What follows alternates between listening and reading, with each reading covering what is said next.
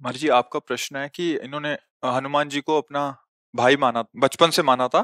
फिर अभी बड़े होके किसी ने बताया स्त्री साधक हनुमान जी की भक्ति नहीं कर सकते, उनको स्पर्श बड़े छोटे से हनुमान जी को साथ लेके घूमते हैं। तो महाराज जी कौन? हाँ, देखो, ये सब अलग बातें हैं, व्यवहार की हैं। हनुमान जी के मैया थे ना, मैया थे ना, बस। ये केवल बात सिद्धि के लिए की जाती है कि जब हनुमान जी को शक्ति के रूप में उनको तो वहां फिर नियम कानून लगते हैं। अभी आप मान लो हनुमान जी मेरे लाला है, कोई रोक पाएगा क्या? मेरे लाला है, मेरा छोटा पुत्र है, मेरा भाई है, मेरे जो भाव देखो, हनुमान जी कोई और नहीं, प्रभु ही तो है ना।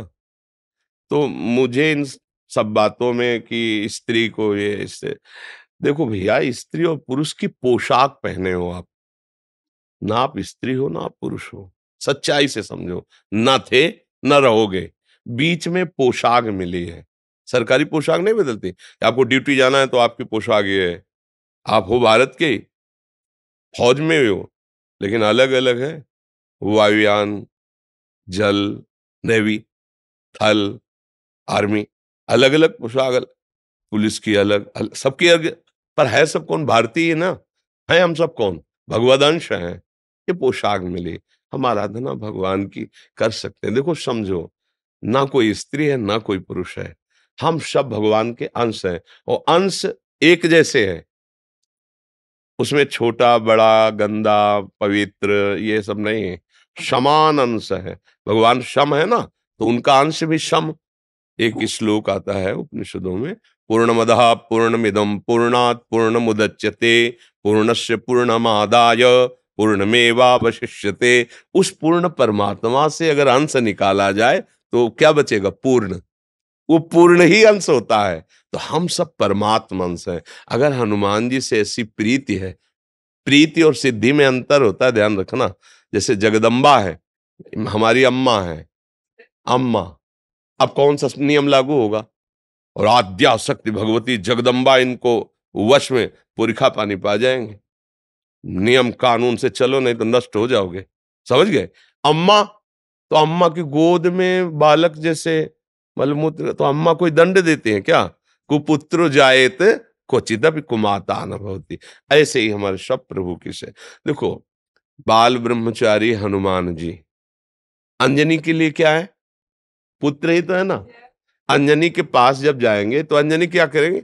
लाला, दुलार करेंगे ना। बस, हनुमान जी हमारे लाला हैं, हमारे भाई हैं, हमारे पुत्र हैं। अपने भाव में रहो। सबको ये बताने की जरूरत नहीं है, सबको सुनाने की जरूरत नहीं है। महान भक्त हैं हमारे सामने, हनुमान जी जैसा कोई भक्त नहीं, भगवान का सेवक नहीं। और उनको हम इस भाव से भज रहे हैं, भला कहीं अमंगल हो सकता है? नहीं। नियम कानून लगते हैं पदवी पर। हम उनसे कोई चाह नहीं कर रहे कि आप हमारे अधीन हो, जो मैं बोलूं वो हो जाए। हनुमान जी की जैसे सिद्धियां ग्रहण करना, दैवी शक्तियों को अधीन करना, बोले दुर्गा देवी इनको सिद्ध है, कात्यायनी इनको सिद्ध है, वो एक अलग क्षेत्र हो गया और ये अलग क्षेत्र हो गया। अगर आप इस क्षेत्र में भाव से बज रही है तो कोई न स्त्री है न पुरुष है, भगवान का अंश है। और अपने लाडले को दुलार करना सबका अधिकार है। खूब भक्ति करे, ये कुछ जो अनसुनी भी करना चाहिए। महाराज जी, गंगा में थी ना, मैं अक्षय तृतीया को पंचकोशी कर रही थी, तो पंचवीं स्नान पे एक स्त्री ने बोल दिया ना कि छूते नहीं है, तो इन्होंने बाल रूप ले लिया। मैंने मार्गदर्शन यही आप करवाने देखो हैं। भाई, हम आपको ये नहीं कहते कि आप मंगलवार को बंधनवार लेकर हनुमान जी के मंदिर जाएं, वहां चढ़ाएं, हम नहीं कह रहे। हम ये नहीं कह रहे कि आप उन सिद्धियों की जैसे प्राप्ति की जाती है। हमारे लाला हैं, खवाओ पिलाओ दुलार करो। देखो अभी हनुमान जी राजी हो जाते हैं कि ले, इनको रामचरित्र अच्छा लगता है, भगवान की चर्चा सुनाओ, इनको सिया राम नाम कीर्तन सुनाओ, अपने भाव से मगन। हम कोई साधारण, सबकी सुनोगे तो पागल हो जाओगे। कोई तो कुछ कहेगा, कोई, तुम कंठी बांधे हो, सुहागवती होके कंठी बांधे हो। ये तो विधवा बांधती हैं किसी ऐसे माता बहन को। तुम तिलक लगाए हो, सुहागवती हो कि तिलक लगाए हो? अब क्या उत्तर उनको बताओ? कि असली सुहाग तो यही है, जो माताएं मंगलसूत्र नहीं जैसे धारण करती, ऐसे एक कंठी हमारे लिए हरि की प्रति मंगलसूत्र है, तिलक, ये जो ये सुहाग भरे हैं, हम हरि के हैं। अब ये बातें अध्यात्म और भाव की जगत में, जो व्यवहार में, वो नहीं समझेंगे, नहीं मानेंगे। हमें उनकी बात नहीं सुननी, हमें अपने भाव से। कर्माबाई जी रोज खिचड़ी 3 बजे बनाकर जगन्नाथ जी को अपने हाथ से पवाती। पहला काम था उठकर खिचड़ी बनाना और प्रभु को पवाना। एक दिन सुबह स्नान करने जा रही थी, सूर्योदय हो गया था, तो एक संत भगवान मिले। तो उनका, कर्माबाई सूर्योदय हो गया, तुम भगत हो, अब स्नान करने जा रहे हो, जल्दी जगा करो। तो उनका जग तो बहुत जल्दी गई थी, पर वो खिचड़ी बनाई, ठाकुर जी को भोग बनाया और पवाया, फिर स्नान कर। अरे कितना बड़ा अपराध कर रहे हो तुम, ठाकुर जी को बिना स्नान किए भोग बना, ये तो घोर अपराध है। अच्छा महाराज, पहले स्नान फिर तिलक फिर ऐसा जो नियम है। खिचड़ी बनाई, लगभग सुबह होने जा, बुलाया, ठाकुर जी आए, एक कौल पाया, उधर पर्दा हटने वाला था, अंतर्ध्यान होके वहां पहुंच गए, खिचड़ी लगी थी मुख में। तो उनका, जय जय, अभी तो पर्दा खुला है, भोग तो पधरा नहीं आपके मुख में। तो उनका एक महात्मा ने ना, बड़ा नियम कानून वाला है, समझा दिया हमारी कर्माबाई को।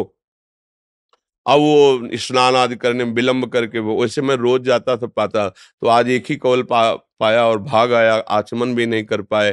तो तुम ऐसा है, उन माता जी को बता दो जाके कि जो जैसी भावना से चलता मैं वैसे ही मिलता हूँ। ये था माम प्रपद्यन्ते तास्तते हुआ। वो संत जी अपनी भावना से, नियम से चले, उनसे कह दो सुबह जैसे करती थी वैसे करके मुझे भोग लगाए। समझ रहे हो ना, अपने प्रभु हैं, अपने लाडले हैं। हमको इस जन्म में भगवत प्राप्ति करनी है। भक्त का चरण आश्रय लेकर भगवान का चरण आश्रय, ये दो ही प्रकार हैं जिनसे भगवान की प्राप्ति होती है।